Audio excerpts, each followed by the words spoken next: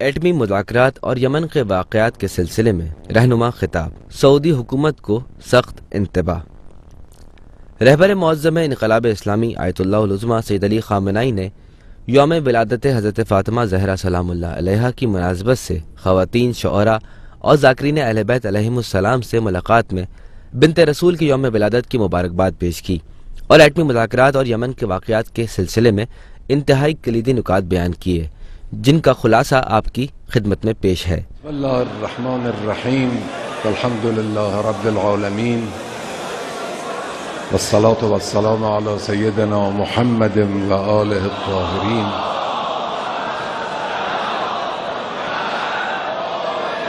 ولعنت اللہ علی اعدائهم اجمعین۔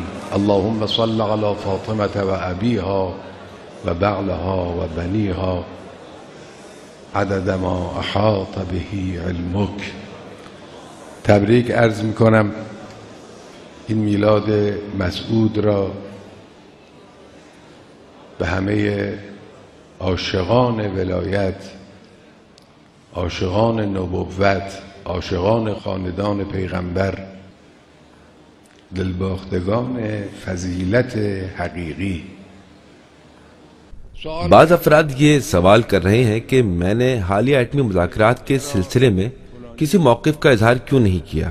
میری جانب سے موقف کا اظہار نہ کیے جانے کی وجہ یہ ہے کہ کسی موقف کے اظہار کی ضرورت ہی نہیں ہے، کیونکہ ملک کے حکام اور ایٹمی امور کے ذمہ دار افراد یہ کہہ رہے ہیں کہ ابھی کام انجام ہی نہیں پایا اور دونوں فریقوں کے درمیان کوئی بھی موضوع لازم الاجرا ہونے کی حد تک نہیں پہنچا ہے۔ ایسی صورتحال میں کسی موقف کے اظہار کی ضرورت نہیں ہے۔ اگر مجھ سے یہ پوچھا جائے کہ آپ حالیہ ایٹمی مذاکرات سے اتفاق رکھتے ہیں یا اختلاف، تو میں یہی کہوں گا کہ نہ موافق ہوں اور نہ ہی مخالف، کیونکہ ابھی کچھ ہوا ہی نہیں ہے۔ ساری مشکلات کا آغاز وہاں سے ہوگا جہاں تفصیلات اور جزئی امور کے بارے میں بحث شروع ہوگی، کیونکہ مد مقابل فریق ضدی، عہد شکن، بد دیانت اور پیٹھ میں خنجر گھونپنے والا ہے، اور عین ممکن ہے کہ تفصیلات کے بارے میں بحث کا آغاز ہونے کے بعد ملک، قوم اور مذاکرات کاروں کو گھیرنے کی کوشش کی جائے۔ اب تک جو کچھ ہوا ہے اس سے نہ تو معاہدے کی، نہ ہی معاہدے پر منتج ہونے والی مذاکرات کی، اور نہ ہی معاہدے کے مندرجات کی کسی بھی چیز کی ضمانت نہیں ملتی، لہذا مبارکباد پیش کرنے کا کوئی مفہوم و معنی نہیں ہے۔ چند نکات کی جانب اشارہ۔ امریکہ سے مذاکرات کے سلسلے میں کبھی بھی پر امید نہیں رہا، اور اس کی وجہ کوئی توہم نہیں بلکہ اس بارے میں اب تک حاصل ہونے والے تجربات ہیں۔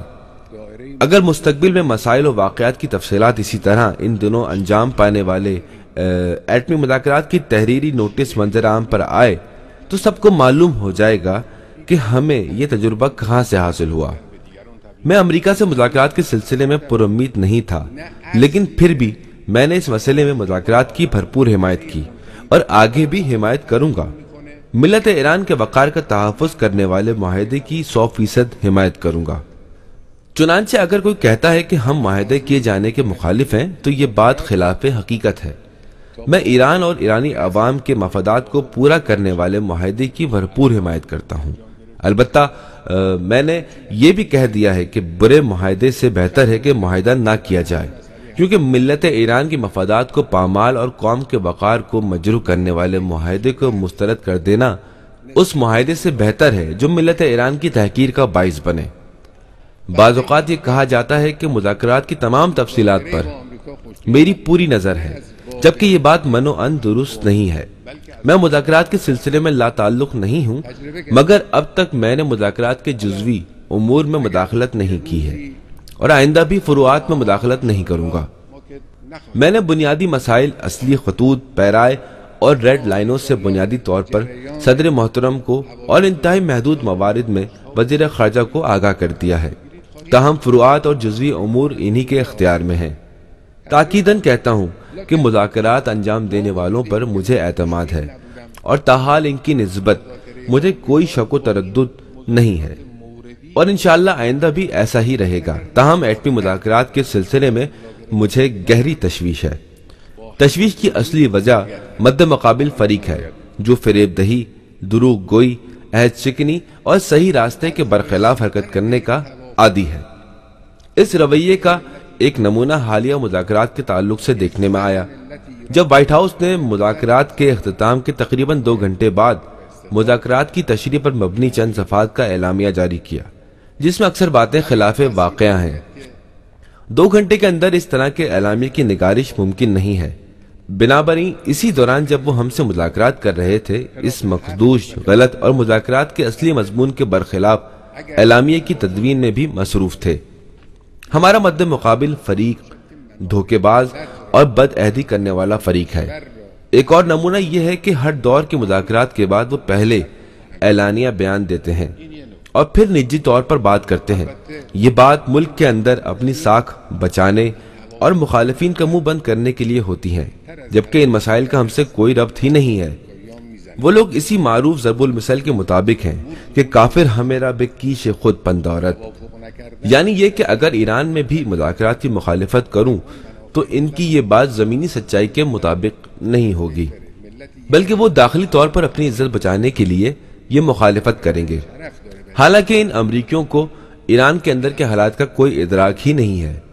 میری عوام سے ہر گفتگو باہمی اعتماد کی بنیاد پر ہوتی ہے، اور جس طرح عوام کو اس بندہ حقیر پر اعتماد ہے، اسی طرح مجھے بھی عوام پر پورا بھروسہ ہے، اور میرا عقیدہ ہے کہ دست خدا ہمیشہ ان عوام کا مددگار رہا ہے۔ 22 بہمن کی شدید سردی میں اور ماہ رمضان کی شدید گرمی میں یوم القدس کے موقع پر عوام کی بھرپور شراکت اس بات کی علامت ہے کہ دست خدا ان عوام کے سروں پر ہے، اور اسی لیے ان عوام پر ہمیں پورا بھروسہ ہے، اور عوام سے ہماری گفتگو اسی جذبے، صداقت اور بصیرت کے تناظر میں ہوتی ہے۔ مجھے مذاکرات کے آئندہ ادوار میں مد مقابل فریق کے طرز سلوک کی بابت تشویش ہے۔ اس معاملے میں بالکل مبالغہ آرائی اور اجلت پسندی نہیں ہونی چاہیے، بلکہ صبر کے ساتھ انتظار کرنا چاہیے کہ سر انجام کیا ہوتا ہے۔ حکام عوام کو اور خاص طور پر اہم شخصیات کو مذاکرات کی تفصیلات سے آگاہ کریں اور انہیں حقائق سے باخبر کریں، کیونکہ اس میں کوئی رازداری والی بات نہیں ہے۔ عوام اور اہم شخصیات کو ایٹمی مذاکرات کی تفصیلات سے باخبر کرنا عوام سے حکام کی ہمدلی کا مصداق ہوگا۔ ہمدلی کوئی ایسی شے نہیں کہ جس کا حکم جاری کیا جائے، بلکہ اسے وجود میں لانا اور پروان چڑھانا پڑتا ہے، اور موجودہ حالات عوام سے ہمدلی پیدا کرنے کے لیے بہت مناسب حالات ہیں۔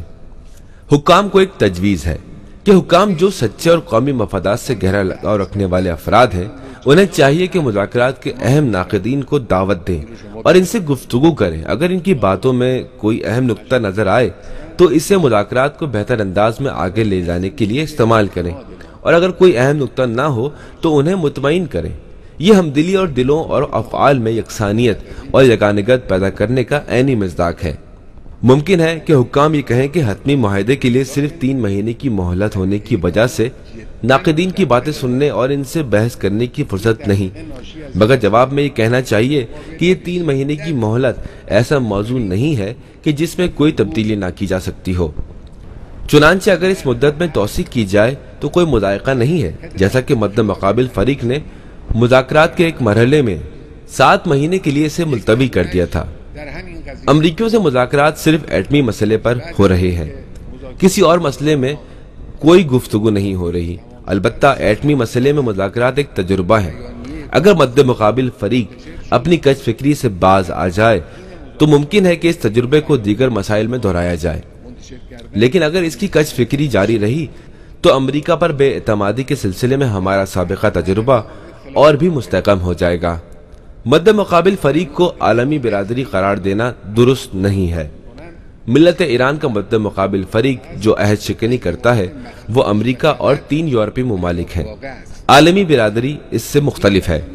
عالمی برادری تو وہی 150 ممالک ہیں جن کے سربراہان اور اعلیٰ نمائندوں نے چند سال قبل تہران میں غیر وابستہ تحریک کے اجلاس میں شرکت کی۔ چنانچہ یہ جو کہا جاتا ہے کہ ہمارا مد مقابل فریق عالمی برادری ہے اور اسے ہم پر اعتماد ہونا چاہیے، لا یعنی بات ہے۔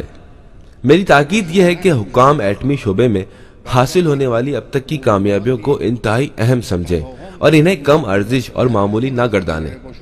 ایٹمی صنعت ملک کی ایک ضرورت ہے، اور بعض روشن خیال نما افراد جو یہ کہتے ہیں کہ ہمیں ایٹمی صنعت کی کیا ضرورت ہے، تو یہ بات ایک فریب ہے۔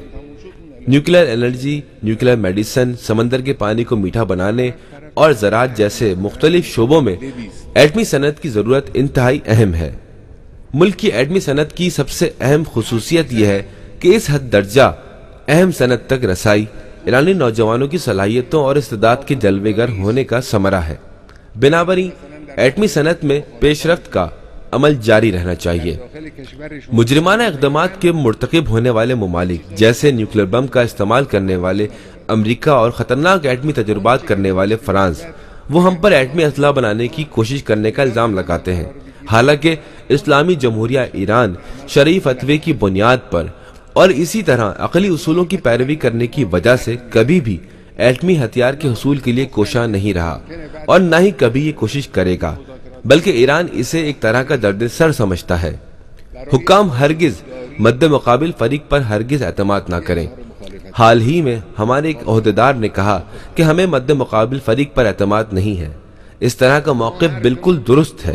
مد مقابل فریق کی مسکراہٹ کے فریب میں نہیں آنا چاہیے اور نہ ہی ان کے دلکش وعدوں پر اعتماد کرنا چاہیے۔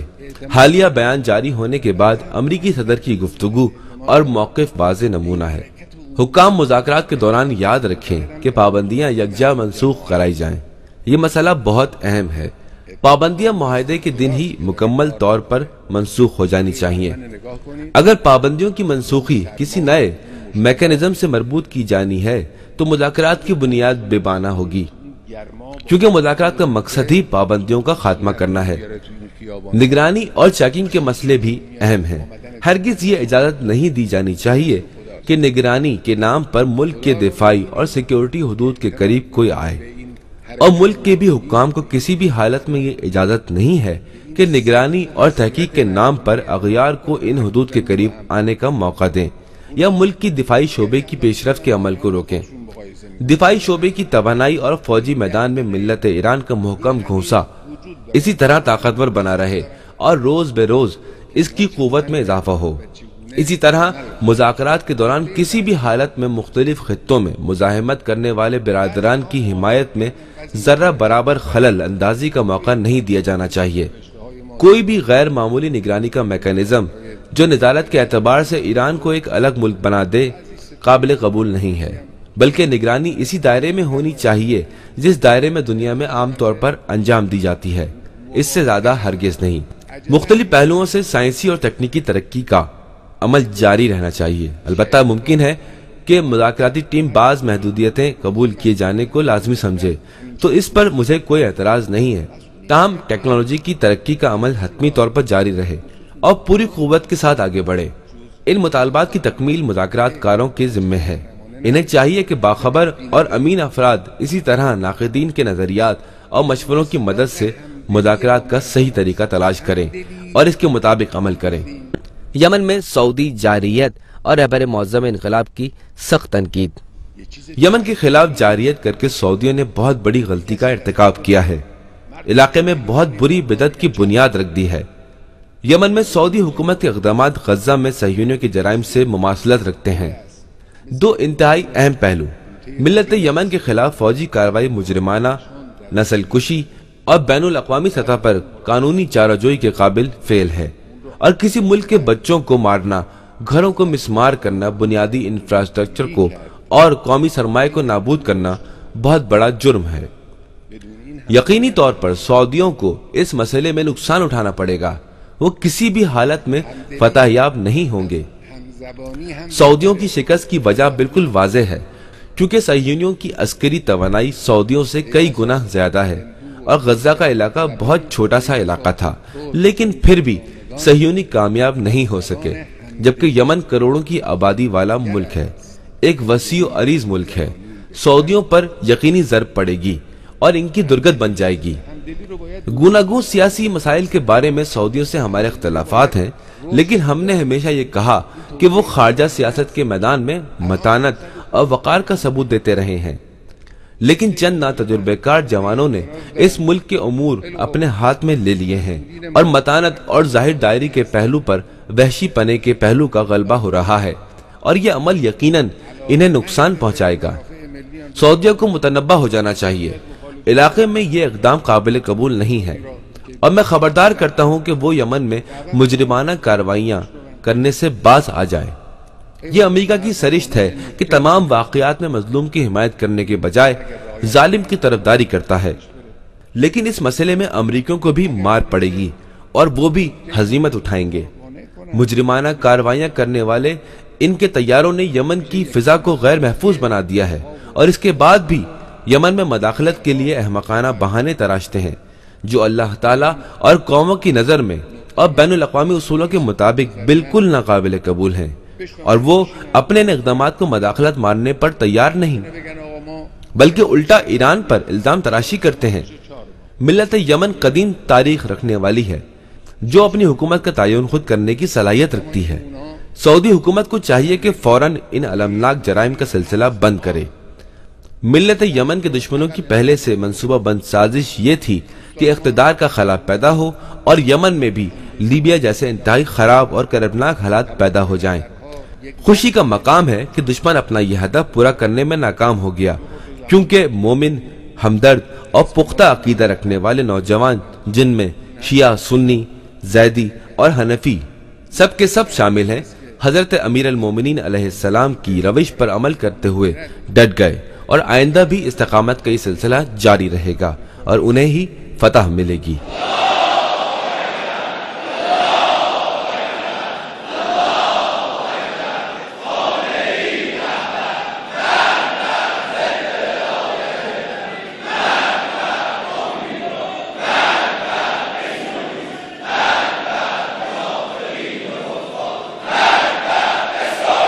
پروردگارا برادران ما در هر نقطه دنیا هستند پیروزشون بفرما. پروردگارا دشمنان اسلام و دشمنان ملت‌های مسلمان را در هر نقطه‌ای که هستند مخذول و منکوب بفرما. پروردگارا ما را با وظایفمون آشنا کن، ما را به وظایفمون عامل کن. روح مطهر امام بزرگوار رو با اولیاءش محشور بفرما. ارواح طیبه شهدا رو با روح مطهر حضرت صدیقه طاهره سلام الله علیها محشور بفرما. و السلام علیکم و رحمت الله و برکاته.